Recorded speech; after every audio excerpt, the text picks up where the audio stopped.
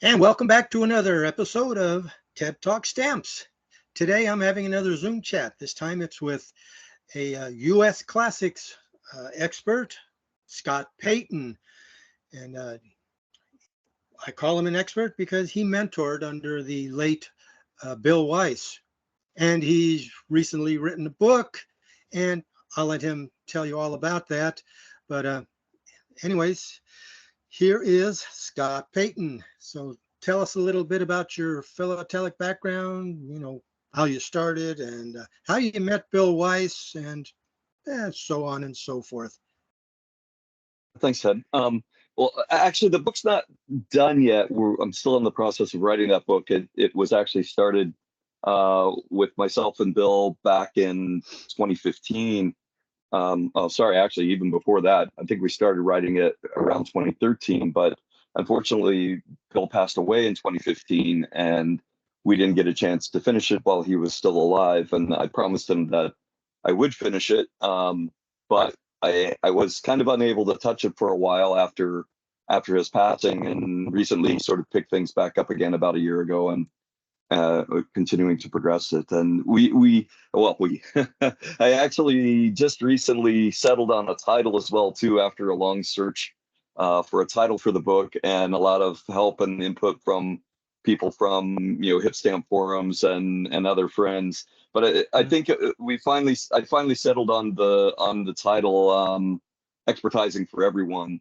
I wanted originally to call it the Weiss expertising methodology, but Bill wouldn't have a bar of that. He was very anti it, and so even after he passed away, I promised him I wouldn't name it that. So I met Bill back. And this is about detecting forgeries or just So determining varieties or. so there's lots of books out there, right, about how to detect faults and detect things and ID and that sort of thing. While we do an awful lot of that in this book, there is one component in particular that is unique that I haven't really discussed with anybody at this point about the book. And I'm not sure whether I want to reveal that uniqueness just yet as well too, All right. while we're still working on it. But I promise you, when it is available, it will, people who are at any level, no matter what it is, which is why we're calling it expertising for everyone, is there's something in here, no matter what your skill level is. We've even focused things out so that if you're particularly a beginner, we've tried to address things that will help beginners pick things up. If you're an expertiser already or an expertising service, we think that there's things that will help there. I mean, experts, one of the key pieces in any experts arsenal is a reference collection. And one of the things we're trying to do here is actually to help people understand how to build their reference collections as well too. And you'd be surprised, there's some really cool things you can do out there with your reference collection that don't require a lot of money, or some in many cases don't require any money. So there's lots of little tricks that you can use in building a reference collection that will help you identify certain things. But one of So the the book pieces of isn't. this, Oh, sorry. So the book isn't targeted specifically at, say, U.S. classic collectors. It can be any general collector. there's definitely useful stuff in here for everybody, no matter what area you collect in. But it is very specifically focused on U.S. side from, Okay. I would say, an expertising, or sorry, an ID and fraud identification perspective. Although again, some of the things that we talk about are tips that are across the board useful, regardless of what area you're looking at. In particular, condition as well too. I mean, condition and the way we approach our discussion about condition works no matter what no matter what the area of study is that you have. Hmm. So when can we expect to see this book? Put you on the spot. It's still a Yeah, work in progress, right? it's definitely a work in progress. I mean, at the moment, the book is going to be pretty voluminous because of this unique characteristic that we're building into it. I I spent about 8 or 9 months working on that particular area while Bill was still alive, and we made it up to around Scott number 300. And we're not going to go all the way through to whatever the current modern day 5,000-6,000 that Scott is in US in front of book. Yeah. The intention is to go through classics, the sides of what we need to go through. There's some interesting stuff coming out in modern counterfeiting. A lot of stuff coming out of China in particular. I'm not having a go at China. It's just where the stuff seems to be coming from. And we'll Russia. probably more, yeah. We'll probably more surprisingly add a piece of that I wasn't expecting. I don't think either one of us expected that level of counterfeiting to come out of, to be available in modern philatelics. But there'll certainly be something that we'll address in that space when the time comes. But it's going to cover an awful lot of what's in the Scott catalog as well too. Mm-hmm. Both front of book and back of book. So again, this is the idea of expertising for everyone. We really do want to cover not just the types of things that you would find in a front of book issue, but also what expertisers really need to look at. And the reality as well too is we hope it inspires people to become experts and expertisers. That field is narrowing quickly. And one of the things that Bill was very passionate about, and I have carried that spirit through, along with this book, is the notion that information is power. And one of the things that we found rather disappointing amongst many of the experts who were in their retiring years was that they didn't want to share the information that they had. They felt that it was theirs and they'd worked hard for it. And the reality is that that's caused a lot of information to go not dead or gone, but a little bit dark. And part of the intention of this book was to try to bring as much of that back to the forefront as possible. We both acknowledge we don't know everything, but we hope we can at least open enough doors to make you question when something doesn't look quite right. And you don't know if it looks quite right if you've never seen it before, right? So that's the challenge of what the book, really is at the end of the day.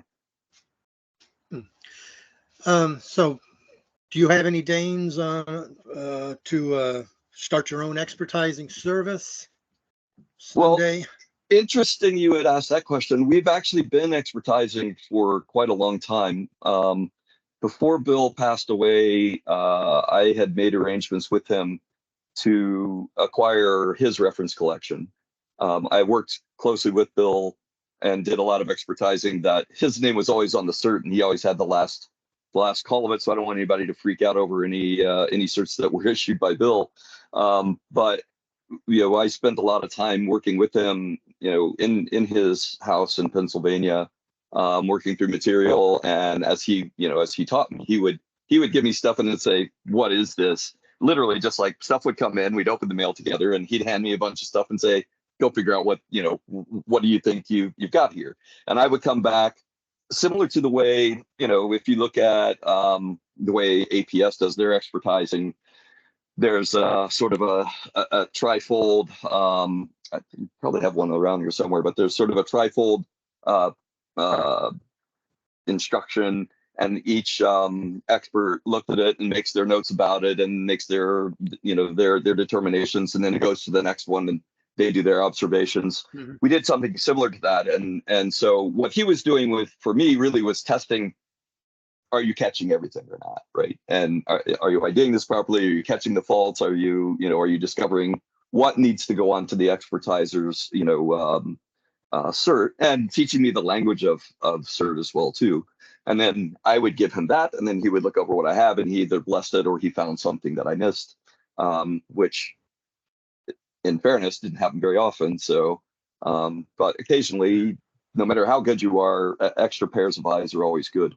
We have, in acquiring that as well too, he also gave me the entire client list. And we have up to now really only worked with prior clients of Weiss. We haven't added any new clients. We haven't tried to add any new clients at the moment, largely because it's a time issue for me, and there's one other in my team as well on the expertising side. And I'll leave him out of this for the moment, but there is one other member there that looks at these. So Weiss was always Weiss unless I was there working with him, but our expertising, which we've rebadged to Weiss Expertising International as opposed to Weiss Expertising Inc.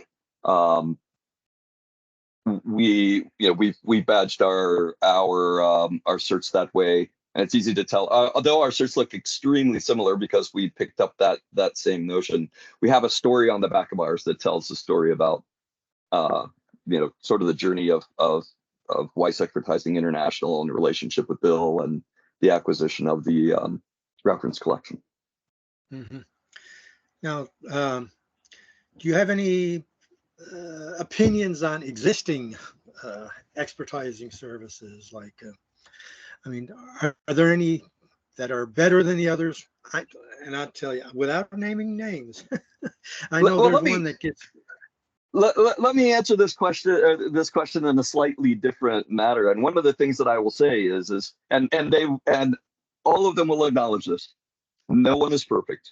Even when it's passed through 2, 3, 4 hands and seen 6 or 8 pairs of eyes, things are interesting. One, things get missed, and two, new methods are developed that allow you to determine where something was previously considered to be valid and suddenly invalid. And a great example of that at the moment is I believe the number was the 416 in the Franklin Washington side, where there's 416 and 416 capital A, and the capital A is considered to be without watermarks. And that was considered to be true for a long period of time. But since the practice of using more deeply forensic examination devices, there's a number of them out there. The one that I've had experience with in particular is the Foster and Freeman. Great, they do make some great devices. But since that device is starting to be used, there has been a watermark detected on every single one of those. It's been submitted to every expertising group that's had one. So the opinion now of experts, of which I'm kind of included in this group, is that there is no such thing as a as a 416 without a watermark. They all have a single line watermark. They're just extremely hard to detect. Mm-hmm. So everybody makes mistakes. Some are better than others. And as you mentioned, there's no point in naming names. People will find out. Well, in this case, one way or the other. In that case, the A stamp, it sounds like the catalog editors have made the mistake there. Well, it wasn't the catalog editors, because realize that the catalog editors also take the opinions of the experts in the fields, and they are catalog editors. They may be very, very knowledgeable in the areas, but again, no one person will ever know everything. It's impossible. So that's why even naming our book "Expertising for Everyone," we're not trying to be arrogant in this space. We're not claiming to know absolutely everything. Again, we're hoping to inspire.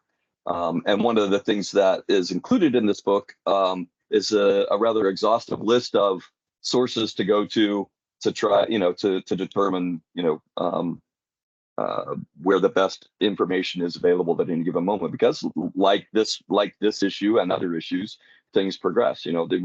I can sit here and probably name half a dozen things off the top of my head that were discovered in the last 10 to 20 years about stamps that were printed between 1840 and 1940. So there's lots of stuff that still comes out every day about these stamps. So expertising sources in general, there are a lot of them out there. Some use specific committees, some are individuals. you've got to make your own determinations about whether they're opinions, which is what they are. Every cert will say very clearly, no matter whose service you're using, this is an opinion. Even if it's a collective opinion, it's still an opinion, and it doesn't mean that they're always right. The key thing is to look for expertising organizations that have a guarantee, a money-back guarantee, and that money-back guarantee should be the life of the item. Right. If they discover 30 years on, like the 411D, that this cert was issued this way, they should be willing to rectify that cert without an additional fee or something menial like cost of shipping or something like that. I mean, that's fair, but otherwise, the cert should be refunded if it's wrong or made right. Either way. Okay, so now another thing that kind of goes hand in glove with the expertising is grading. Do you have any thoughts on the grading situation? Some people get very passionate about their feelings. And I mean, one thing that I don't like is that they get slabbed between, in a plastic case, which just kind of sets you apart from the stamp. It doesn't seem like you're really into the stamp itself now anymore. Actually, that's not a specific function of grading. And in fact, the grading that you're talking about in that regard, I will say was provided by the PSE, and the PSE no longer do that. They do not encase in graded stamps any longer. They've stopped the practice. The practice actually came strangely, interestingly, from pneumicists, right? This was a fairly common practice with notes, but pneumicists don't tend to display things in albums the same way that philatelists do or collectors do, right? The currency collectors have their kind of own way of doing things. Philatelic collectors have their own way of doing things. And so I think the practice is still being used. I'm not a pneumicist, so my brother is. I've seen a lot of stuff from graded currencies, and I believe they're still doing that. But on the philatelic side, they're no longer doing it. And they're not the only ones who do grading, but they were the ones who created the grading process. So they produced a book, which I think is still available, even as a PDF. I've got a copy of it around here somewhere, both in hard copy and PDF floating around. If I recall correctly, off the top of my head, it's called something like Grading Matters. And it has had some revisions as well, too, from its original incantation to where it is at the moment. But grading, is one of these things that is as individual to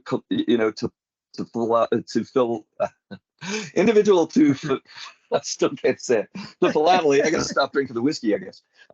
Individual to philatelist as to collectors, as it is to the type of collecting that you do. So some people find it really important, and some people don't.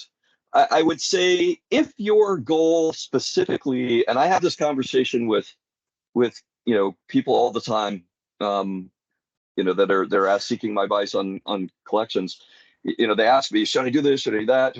And my question to them is always, what's the objective of your collection? There you go. If your objective is investment grade stamps that you're looking at a process to buy, hold for a period of time with the expectation of reselling them at higher amounts, then that can be useful to you. The other place it's useful to you is if you are a centering savant, and I know a couple of people out there. I'm not one of these people, but I know a couple of people who by eyeball can look at these things and go, they're selling a stamp as VF stamp. It's it's whatever, something from the pre-1900 era, and that's pretty bang on, very, very high grading. I'll buy that, and then I'll submit it, and then I'll get the grade of XF, VFXF, SUP, whatever back, and then I'll sell it on whatever platform I decide to sell it, or I put it into my collection because that's what I collect. And if you have, it's another one of those bargain hunter kind of, mentalities, is that if you can find something like that There is value in that. It's valuable to the collectors who want that. If you're not one of the people who finds value in that, then it's useless to you. It doesn't really matter. If centering isn't your thing, or as long as the image isn't touching the perforation, or in an imperf stamp, I've got 4 margins, then that's what's important to you. If your collection, if you're trying to achieve a multi-million-dollar collection that you want to have as this hugely prestigious collection that sells at some giant auction house, then if that's your objective, then those are probably going to be quite important to you. 95s and higher, all original gums, all those things. It's all these condition factors. It's just another condition factor. And if that is important to you, then fine. And the PF do a good job of grading. PSC do a good job of grading. PSAC do a good job of grading. Weiss does a good job of grading. We do a good job of grading. But it's not for everyone. However, I'll say this, interestingly enough, you should always be aware or concerned if you get an ungraded cert from a body that does grading, because people who submit have the opportunity to say, I don't want to grade on this stamp if the grade is lower than whatever grade that I want as a minimum grade. Yeah. And so then they get the cert and then try to, some unscrupulous people will go and get certs and then just try to turn around and say, hey, look at this, here's the cert, look, it's certed. And to the unsuspecting or newly introduced to grading stamps, and I know people who've been collectors for decades who suddenly start to tiptoe into the graded stamp area and don't realize that this issue exists. So like so many other things in any collecting, and this doesn't just apply to Philately, you really need to understand the details. If something is a high value, make sure that it meets the criteria of the high value before you go and buy it. And if one of those things is a stamp with a cert, and certs suspiciously doesn't have a grade on it, and this is true of, trying to figure out the other day when this started, I think it was around 2007, but don't quote me on it. I was having this conversation with someone else about when the first one was, and I don't remember for sure, but I can tell you the most famous graded stamp that put grading on the map was, the auction of the U.S. airmail C3A in Virginia. The first time it sold with a grade attached to it, it sold for 125,000, and I think prior to that, the highest a Jenny had sold was around 50 grand. Again, don't quote me on the numbers, but I do know it was the first graded stamp to sell at an auction, and it did extremely well. And that's what caught the attention of grading at that point in time. It had been around for a year or two, I think, by the time that stamp hit the auction. But when that grading level came up, it's what really put the attention and the focus of grading, onto collectors. Mm-hmm. It changed. Yeah, it changed literally overnight as well too, the value of a lot of stamps. In the same way that gum versus no gum back in whatever year it was, 1996 or whenever Scott began to recognize gum stamps versus no gums in the early 1800 ones, it literally changed values overnight, but in the opposite direction. Oh yeah. So, but then it got really crazy. What put people off is people starting getting grading on the 1950s, all those 3-cent stamps and yeah, and again, I mean, those, and then asking 1,000 times catalog value.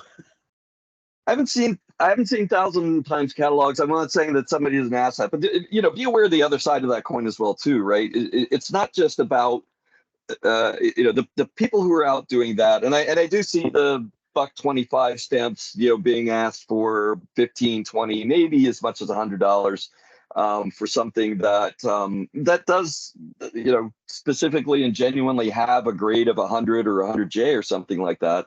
But again, unless that's really important to you, you're not going to care. And even a VF Syndicate one's going to cost you $1.50 or whatever. But a lot of the people are out there who are doing that are asking values that aren't justified by anything. one of the things. So one of the tools that we point out to, I point out to people all the time. There's two great tools out there. One of them, and I have no affiliation to any of these groups. So I'm going to mention the names, but that's because this is advice I would give anyone. One place to go look for values of stamps, and this is mostly U.S. focused once again, is SMQ from PSE. They have a link in their website. They update SMQ all the time. And one of the cool things about SMQ is it tracks some stuff that other catalogs don't track, like jumbos. I don't know of any catalog that lists a value for jumbo versions of stamps versus their regular sizes. SMQ, and a lot of times, in many cases, track jumbos. They also track multiples. They track gum, no gum. They track what the trend within the marketplace is. It's a great market data place for U.S. collectors. The other one, they cover Canada too. Yeah, they do. North America, I think, for the largest part. Again, I don't tiptoe too far north of the border in that regard, but so it's a great place for pricing. And again, against those, there's the 1930 stamps you're talking about, or the U.S. stamps that I've seen being graded in that regard, where people are trying to sell them for exceedingly more. The other one is power search under Siegel auction galleries, because one of the great things about that, power search is really powerful, for one, hence the name. But you can simply look for a Scott number, and then you can just look at that, or you can search for keywords, whether you want blocks or singles or used, unused. They have a huge set of criteria there. But the great thing is you can see what things have sold for over time. They have actually done a spectacular job of capturing everything back that they ever at least had an image of, even before it was digital, and they've scanned a lot of this stuff or moved stuff in. So they've got a history back to maybe at least as deep as, I think I might have seen something from 1978 there. But all of the stuff since they went digital in 2012 or something like that, 2010, that stuff's all there. And you can see the last 15, 20 years of history easily in what stamps at those grades in particular are going for, whether they're graded or not. And so it's not definitive, but it is a really good tool for determining, hey, because you have people out here who are asking 1,000 times value for a stamp, but just because they're asking, that doesn't mean anyone's buying it. It doesn't mean that that's actually useful. So if you're looking for a place to try to figure out what the value of your stamp should be, the other one is the Scott catalog, specialized for U.S. collectors. They used to, they've changed that one as well too. They used to have the yellow page section in it, which did that. They pulled that out now as a separate guide.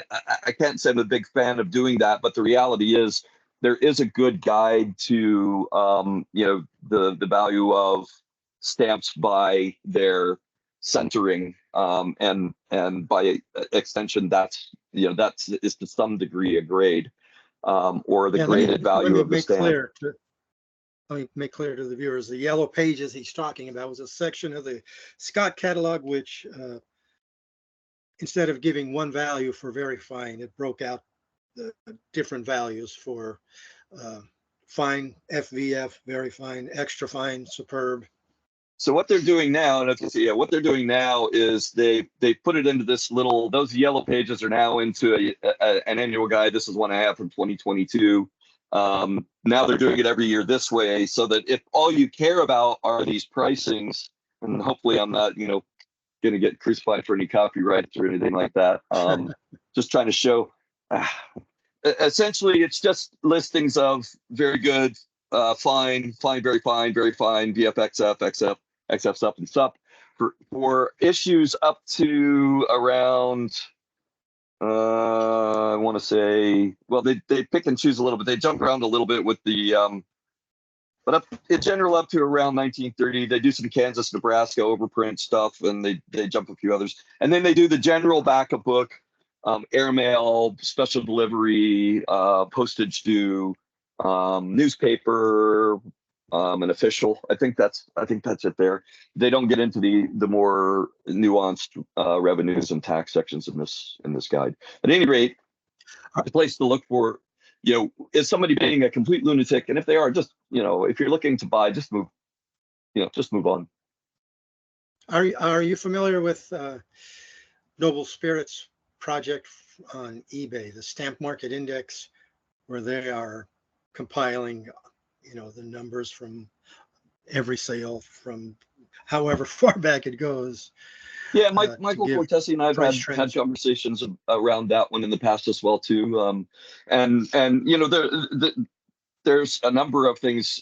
Some are better than others as well too. I mean, hip stamp has their hip value. Sometimes that is good. Sometimes it's not. I have some issues with the way that one actually works, but it's still a reference. Yeah. It's it can be useful, but you got to be careful to really look at what it's including in it, because sometimes it pulls in things that aren't relevant, or if you're looking at it, bases it on both new and used and unused values to get a central, a singular value, but it's not necessarily helpful if you're looking for used value or specifically looking for an unused value or a particular graded value. But it does kind of help average, this is what this normally goes for. So you can see if the price looks really extreme, at least you can see that and say, okay, what's the justification for that if it's got one, Yeah, it seems more. So they've got a great idea. It just needs to be refined a bit more. Yeah. Yeah, because it's going to work off of the stamp descriptions from the sales listing. And I just see too many that call their stamps VF or XF that aren't anywhere close. So if he's going to be averaging those figures in as VF and XF values. Yeah, it doesn't take into account in any condition, again, or even separating new versus used. It just averages a value for a particular Scott number. But it does do it across the full. It's the only one that I'm aware of that gives you any kind of indication across the entire gamut of worldwide collecting. So I will give it credit in that space. Hopefully, I'm not trying to beat them up by any means. It's just that I want to make sure that people understand. Take the, look at any one of these you need to take with some value of, or some element of validity, and what does it really take into account? Right. It's just another tool, and like any tool, whether you're talking about a physical tool for carpentry, it's got its limitations. It's got the uses that it's good for and uses that it's not so good for. Exactly. And well, we're running kind of late against the clock here, but I want to thank Scott for his insights into this area. And if you have any questions out there about what he's talked about, go ahead and leave a comment or questions in the comments below, and I'll make sure he gets back with you. So thank you very much, Scott. Or to promote Ted a little bit there on that one as well, come to TED Talk Stamp Forum, and I'm a regular haunt in that space, and you'll be able to get directly to me there as well too. Yeah, I always forget to even mention that in my videos. So all right, so I'm going to have Scott back again soon, so stick around. And in the meantime, what is it I always say? Oh, until then, happy stamping. Thanks, Ted. All right. Thanks.